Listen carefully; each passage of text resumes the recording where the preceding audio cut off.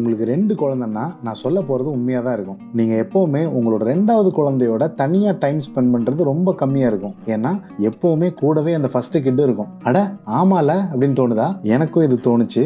உடனே என்னோட 2வது கிட்டோட காலேஜுக்கு லீவை போட்டு டே கேருக்கு லீவை போட்டுட்டு அவனை கூட்டிட்டு சான் பிரான்சிஸ்கோ கிளம்பி போயிட்டேன். Dad son day out. என் ஒய்ஃபும் கிடையாது, ஃபர்ஸ்ட் கிட்டும் கிடையாது, அவனும் நானும் மட்டும். அவனுக்கு கார்ல ஏறதுல இருந்து அவனுக்கு ஒரே சந்தோஷம் தாங்க முடியல. ஏன்னா பக்கத்து சீட்ல இருந்து டார்ச்சர் பண்றதுக்கு யாருமே இல்லை பாருங்க.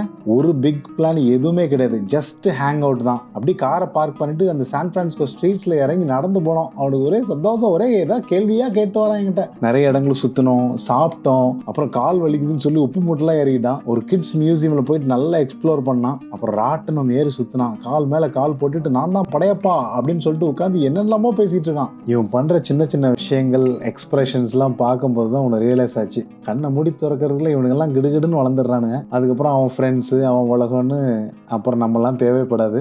ஸோ அது வர இவனை அணுவா ரசிக்க போகிறேன். இவன் கூட நிறைய டைம் ஸ்பெண்ட் பண்ண போகிறேன். எனிவே, நீங்களும் உங்கள் செகண்ட் கிட்டோட ட்ரிப்பு போக தயாராகிட்டீங்களா?